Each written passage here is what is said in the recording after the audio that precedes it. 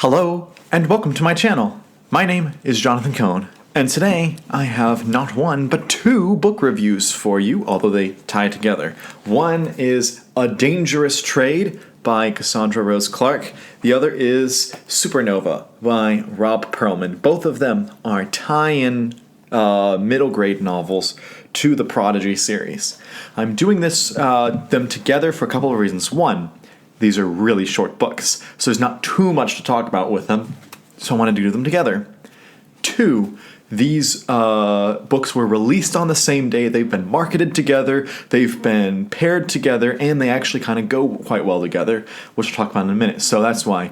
The third reason is I wanted to be able to compare and contrast the two and have a good discussion on them. So these are the two new release books from Star Trek Prodigy from Simon Spotlight. Now, the first thing I'll say is that I don't typically read too much middle grade. I've read a little bit of Star Wars and a little bit of a few other handful middle grade novels. Haven't read a ton, really, but I've read a few.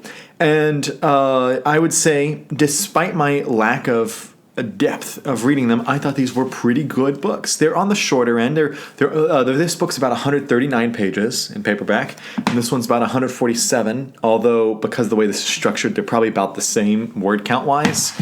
So they're really short, but both of these books are great introductory opportunities into the Prodigy universe, and also serve as just fun sci-fi stories for kids. Now, I will preface this also by saying that I am not a Prodigy fan because I haven't watched Prodigy yet. I don't have like a particular vendetta against it. I just haven't gotten into it yet because I really haven't watched much new Trek shows. That being said, reading these two books makes me want to pick up Paramount Plus. And actually, because of something else releasing on Paramount Plus, I actually have to get it anyway for something else. So I was like, I'm going to have Paramount Plus for a month, so I'm planning on binging Prodigy eventually, sometime in January, February. So this series at least got me interested in watching the show, which is probably what it's supposed to do. There are a few things inevitable that you have to analyze when you're looking at books like this. One is how well do they establish the characters. Two, how easy a read is it for people who have never watched the show. Three, does it tell a good story on its own, or does it just feel like fluff? And four, was it entertaining? Is it not just homework? Is it actually entertaining?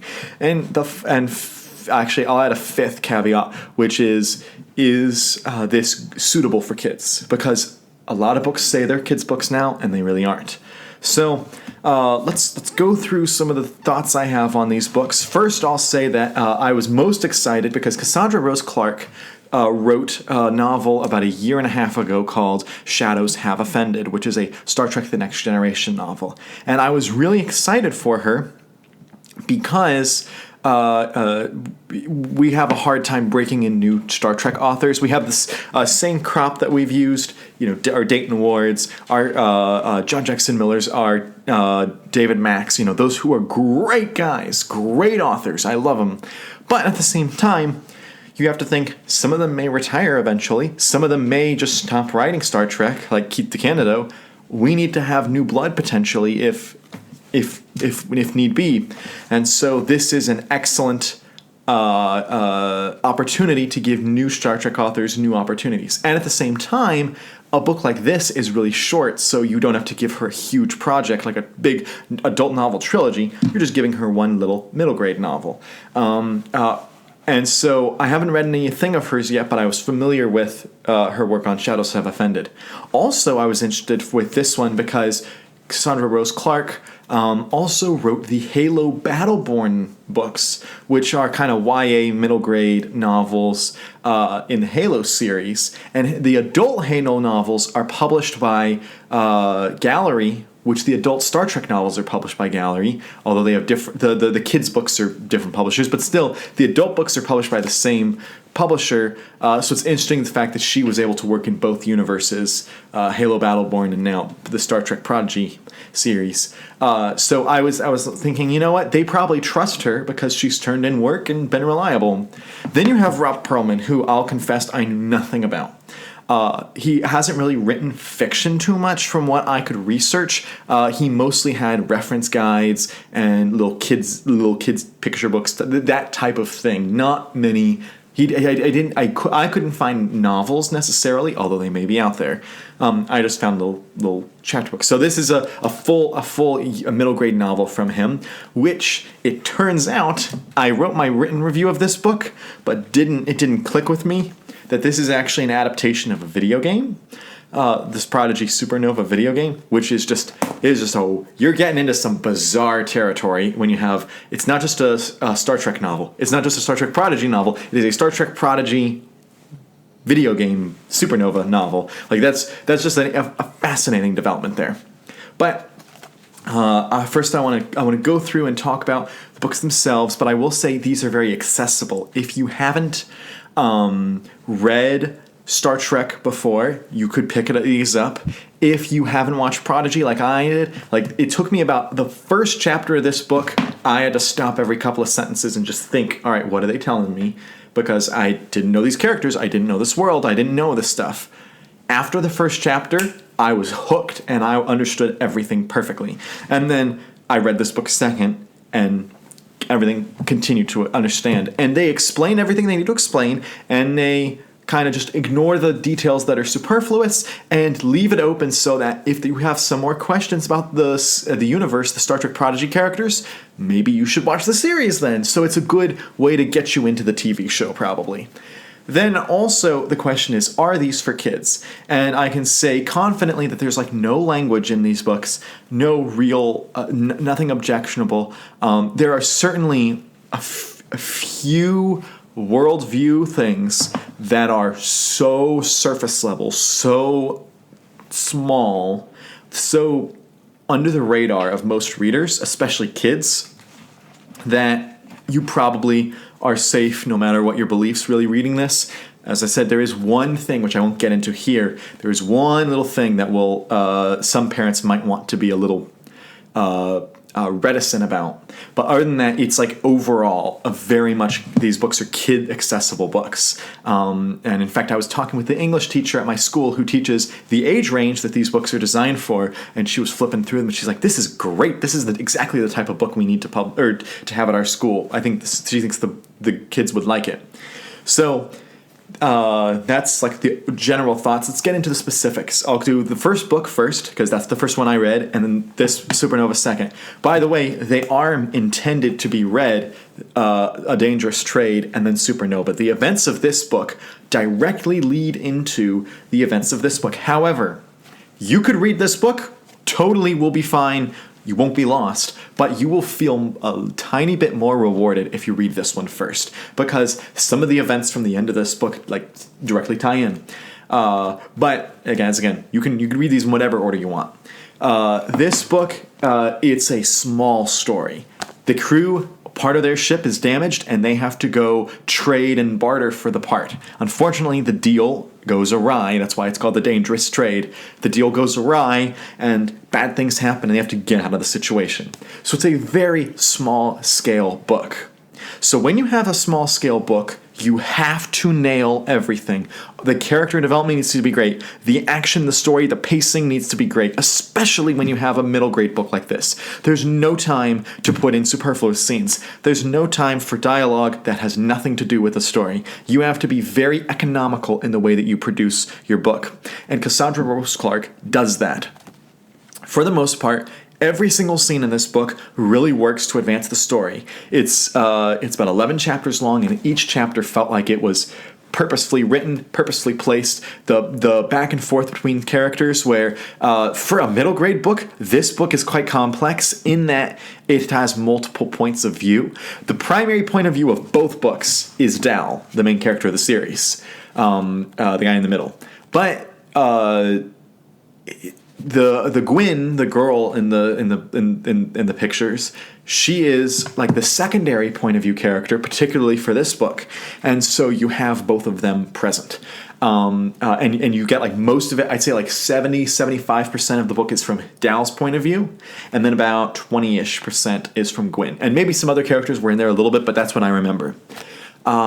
And so you have to nail all these things if you're doing a small book, because oftentimes the small books go under the radar because people feel like these aren't necessary. This isn't telling too big a story. I don't need to know this. Well, yes, it's not telling a big story. It's telling a story that if you missed the events of this book, it's not going to you're not going to totally misunderstand Star Trek. But it's so entertaining and it's so well worth it. It's just such a fun read. It's such a enlightening read, and I do think this is the perfect book to get people into the Prodigy series. So it does nail everything it has to nail. There is one element where one character wants to leave the ship, and Janeway, the hologram, which, by the way, if you didn't know, Janeway's a hologram in this series. Janeway kind of suggests, maybe you don't want to do this. But then the person just leaves, and Janeway's like, okay. And I think that the Janeway hologram should have argued further, and the person should have left regardless of Janeway's recommendation. It should have been like, the person leaves, and Janeway's like, no, come back. Like, Janeway should have put up a fight, and instead Janeway's kind of like, you shouldn't do that. Okay, we're done. And because of that, it just didn't work as well as it should have. But other than that one little element there, I think that this is a near flawless book for a kid's book. It's so entertaining. The characters are very distinct. Jackum Pog is a hilarious character, and I really latched on to Gwyn and Dal. They particularly work. The other characters are okay. Murph and Fictac, I think it is. They're okay, but really it's Gwyn and Dal. It's their show, and it's their show. It's their book, and there's a reason for that. So that's that book. Now let's go to Supernova. Now, I read this not knowing it was a tie into a video game, so I thought, Robb Pearlman just told an original novel. Okay. Well, I don't really know. I haven't done too much research. Is it an adaptation of the video game? Is it a tie-in novel? Is it a reinterpret? I don't know. But it ties into the video game somehow. And I'll just be talking about it from the story beats and from what I understand of reading the novel by itself.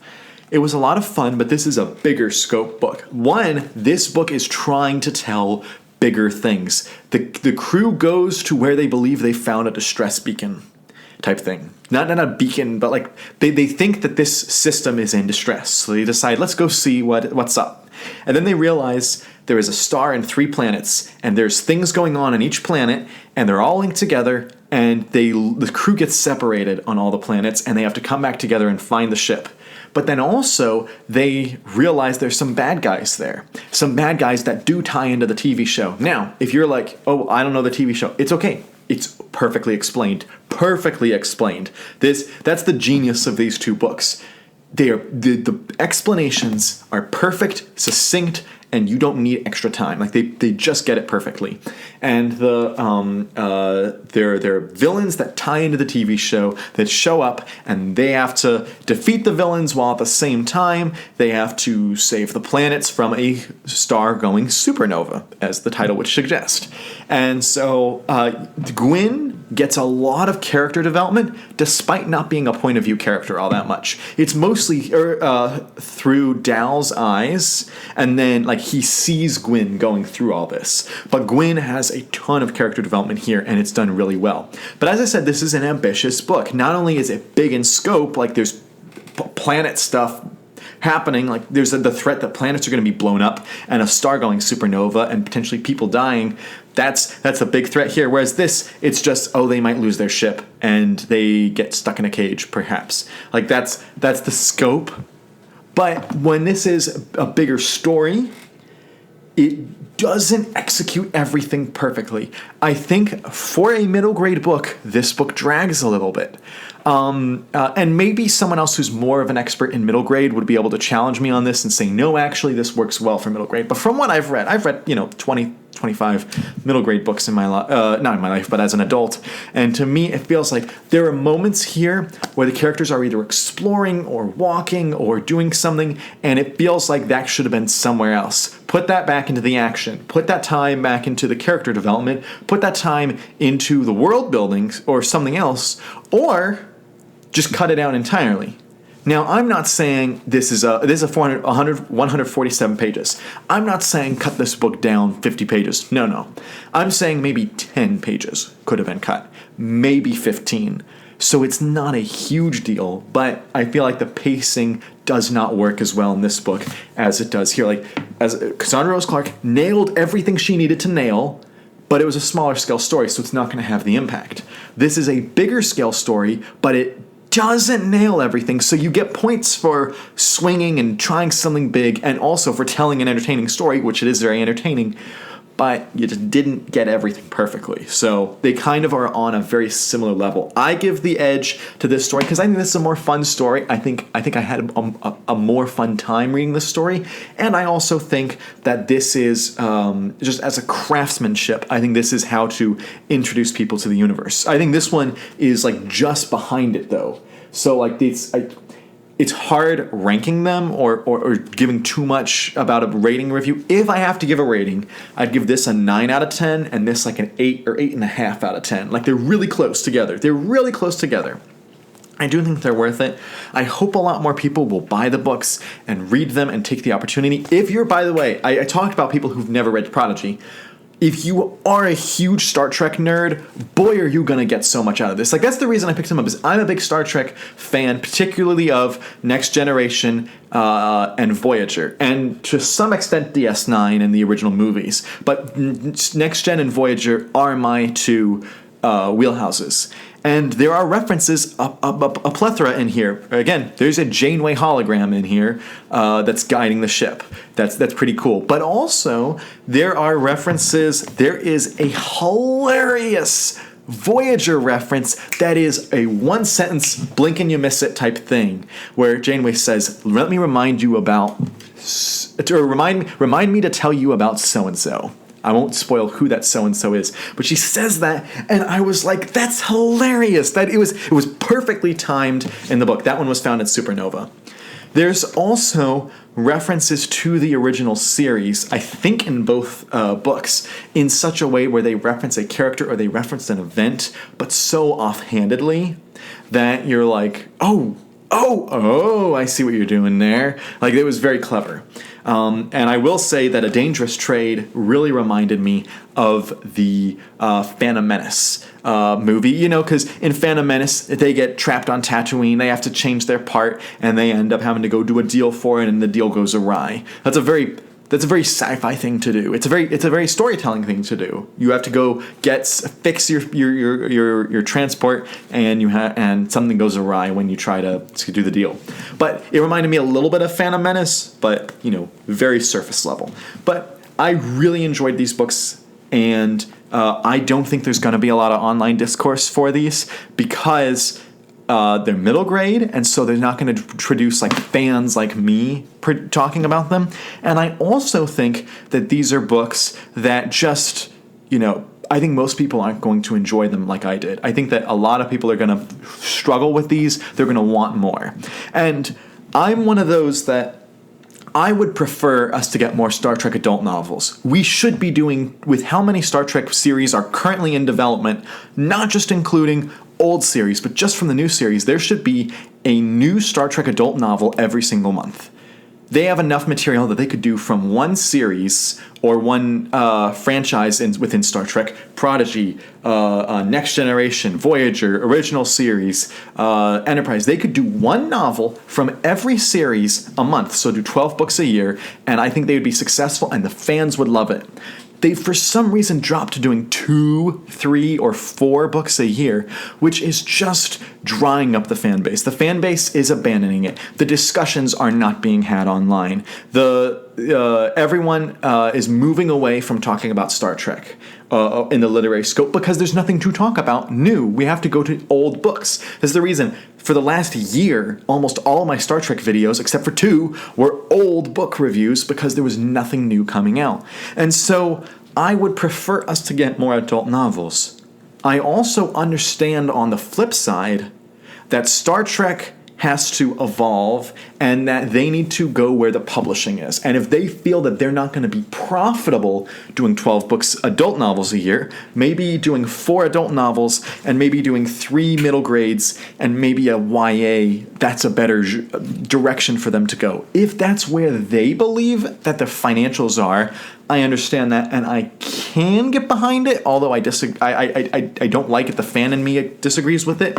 I understand why they'd go there, but I'd be curious to bring on either the Star Trek editor or some of the writers and publishers and have this conversation about what are the financials looking like, why are these decisions being made the way they are, and not being discussed with fans. So that'd be an interesting, but understand, these books are here regardless of whether or not you like the direction of the publishing, and I think you may as well buy these books and just have a blast, just have fun. Don't expect the next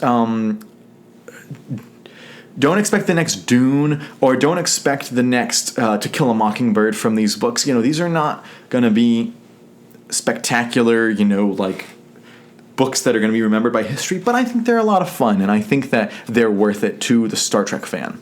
So I hope you read them. By the way, Cassandra Rose Clarke already has a contract for a sequel book, not a sequel book to this one specifically, but another Star Trek Prodigy middle grade book, and that is called Escape Route, and that is on the publication schedule for August. And unless something changes, I fully intend to read that book, because I had a blast with these. I read these both in one night. It took me about 2 hours to read this one and 2 hours to read this one. It was knock them both out. I could have read them faster if I was familiar with, especially with book 1, and also I was so exhausted at the end of book 2 because it was just so late. But these books, quick reads, worth it. I think I recommend them a lot overall. Although there's that little worldview thing. But if you have read these books, please, I'd love to talk about it because I don't think anyone will. But if you've read them, let me know your thoughts. What do you think about the current state of Star Trek publishing? And are there authors that you think would translate well into middle grade for Star Trek? Let me know those thoughts. Let me know all the thoughts. Or if you aren't going to read these, why? Let me know all those thoughts in the comments section down below. And until next time, I'm Jonathan, and thank you for watching.